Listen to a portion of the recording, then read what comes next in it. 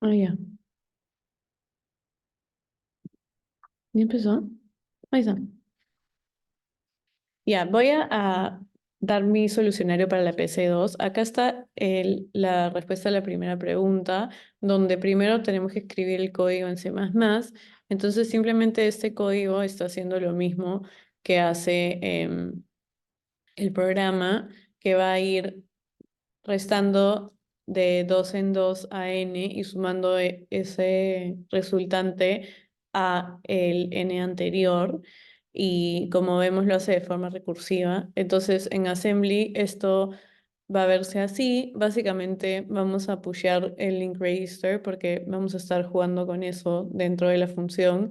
Y también vamos a pushear R2 porque va a ser nuestro argumento temporal y de ahí lo tenemos que resetear. Primero empezamos comparando si R1 es igual a cero, que va a ser, corresponde a esta línea acá, y si es que sí, entonces ya paramos de ejecutar, que es nuestro caso base, y se va a ir a end. Al hacer esto vamos a mover a R4 cero, porque tenemos que retornar cero si el caso es ese, y reseteamos el link register y ejecutamos esta línea que es equivalente a un return en un lenguaje high level. Si pasa que no es el caso base, entonces vamos a usar R2 como nuestro argumento, donde vamos a ir restándole R2 a R1 y de ahí se llama recursivamente. Esto es lo que está pasando acá en high level. Y esta parte también es lo que es como estas dos líneas están resumidas en esta. Entonces aquí, luego de hacer la llamada recursiva, estamos sumando a R4 y actualizando el valor de R4, que va a ser nuestro valor de retorno. Entonces al final siempre va a salir de acá y nos va a retornar nos va a retornar R4 como nuestra variable de retorno. Una vez que eso está hecho, tenemos que resetear R2 y el link register. Entonces, ahora en la pregunta 2, tenemos que corregir el error en Verilog. Como podemos ver, en la línea 7 se declara que es un wire, pero debería ser un rec porque el wire no está hecho para guardar almacenamiento o registros. Entonces, eso es el cambio. Y de ahí en la línea 9 sabemos que en la teoría nos dicen que para leer la instrucción solo se lee de 31 a 2. Ahí no he escrito la justificación, pero lo estoy diciendo. Y no se consideran los últimos 2 bits porque son los bits menos significativos. Luego, para poder almacenar 502 bytes, vamos a hacer que el RAM, en vez de ir desde 63 a cero, vaya de 127 a cero para que pueda almacenar ahí 128. Como sabemos que estamos trabajando con words, 512 entre 4 de 128 y por eso es que lo declaramos así. Y ya hemos corregido que es un rec. Luego, para la pregunta 3 vamos a evaluar el performance de dos procesadores. Entonces, como vemos en el enunciado, 20% de las instrucciones son load, 20% son store, 50 son instrucciones aritméticas y 10 son branches. Para calcular el CPI de la aplicación A, simplemente vamos a reemplazar los valores de los ciclos por instrucción, dependiendo del tipo de instrucción, con el porcentaje y nos va a dar que son 6 ciclos por instrucción. Y si es que hacemos el cambio al procesador 2 nos dan dos datos, que va a incrementar las latencias y además va a doblar la frecuencia.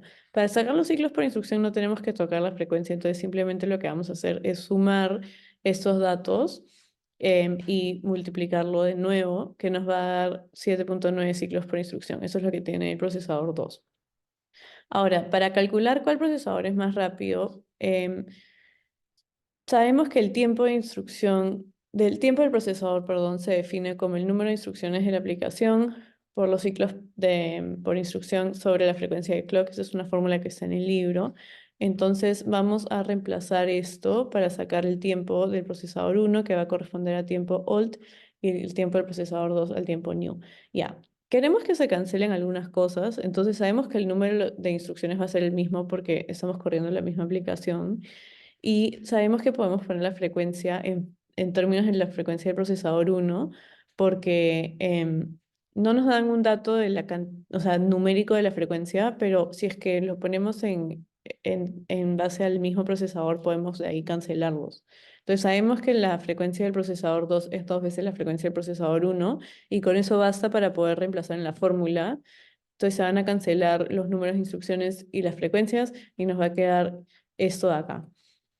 6 por 2 sobre 7,9 nos va a dar 1,5 como valor de speedup. Y esto nos está diciendo que el procesador uno toma 1,5 veces más que el procesador 2. Entonces concluimos que el procesador 2 es más rápido. Intuitivamente esto también se ve porque sabemos que si bien tiene más ciclos por instrucción, los ciclos por instrucción no son suficientes para poder contrarrestar lo que se ha aumentado la frecuencia, ¿no? Entonces podemos ver que así los ciclos por instrucción hayan aumentado, como la frecuencia ha aumentado en una mayor proporción, el procesador 2 va a ser más rápido. Entonces ahí hay como dos formas de probarlo. Y luego nos va a pedir escoger entre dos tipos de optimizaciones. En el primer caso podemos o reducir el branch operations por un factor de 4, pero como vemos el branch operation solo corresponde al 10% de instrucciones de esta aplicación, entonces en verdad no es que va a ser el mayor cambio. Como vemos pasa de 6 instrucciones por ciclo a 5,7. En cambio, si es que reducimos las operaciones de memoria por un factor de 2, sí va a ser un gran cambio porque estas corresponden al 40% combinadas. Entonces, como vemos, la cantidad de ciclos por instrucción con esta optimización va a ser 4,2 y 4,2 obviamente es menos que 5,7, entonces nos conviene más optimizarlo reduciendo las operaciones de memoria por un factor de 2. Ya. Por último, tenemos que modificar el array, el código de assembly y, bueno, hacer otras preguntas también. Entonces, en el primero, para que pueda soportar este arrays de 4, vamos a reservar 4 espacios. Entonces, a la dirección que teníamos le sumamos 16, porque como estamos tratando con espacios de 4 bits, tenemos que reservar eso por 4 y esto es el valor en hexadecimal. De ahí tenemos que escribir las dos instrucciones en formato binario. Esto lo he usado como una guía, pero como podemos ver acá en el add, vamos a agarrar esta opción de acá porque estamos tratando con un immediate, entonces siempre se va a ejecutar. La operación es un tipo de data processing, estamos usando un immediate, entonces esto es 1. El comando, bueno, en el enunciado salía que usemos el más alto que sería 15, pero como ya tenemos la teoría y podemos ver, sabemos que el add va a corresponder a 4, entonces ya eso ya está. No tenemos que setear los flags. Rn es R3, Rd es R1, entonces esto se escribe 3 y 1. Y como vemos, este valor es ay, ya me olvidé cuánto era, pero era un valor grande que necesitaba rotación.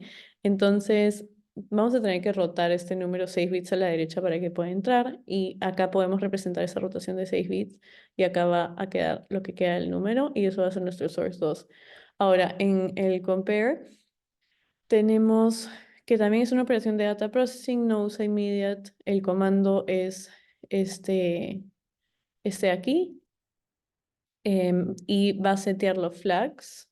Entonces, eso es lo que hace el compare, ¿no? Es una resta y setea flags. Rn es R1, que acá tenemos 1, esto sea todo vacío, y Rm es R3. Ya. Esa es la ejecución del add en el single cycle, empieza por acá. Y, em, perdón, esto se me ha cambiado. El add en el single cycle, como lo hemos visto, como uso en immediate, va a extender el immediate, va a agarrar el source 1, los va a operar, entonces el ALU control va a ser 0,0 porque es un add. Luego va a escoger el ALU result y lo va a guardar en el registro de destino, que es R3 en este caso, y va a incrementar el program counter por 4. Este, para el compare, que es este de aquí, va a usar estos dos registros que entran, los va a comparar en el ALU En el ALU también se tiene que setear los flags. Y si bien va a existir un ALU result, no se tiene que escribir en un raster file ni nada. Entonces simplemente como que setea los flags y termina. Y de ahí avanza el PC.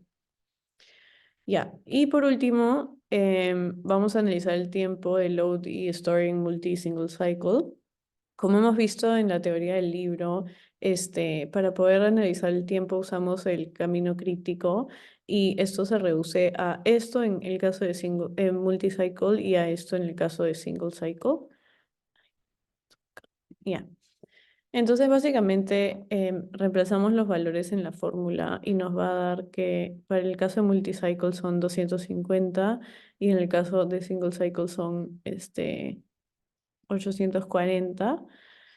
Como vemos acá, hemos escogido el max entre o usar un ALU y un BUX o usar la memoria. Entonces, en este caso es perdón, es el max. Esto debería ser 200.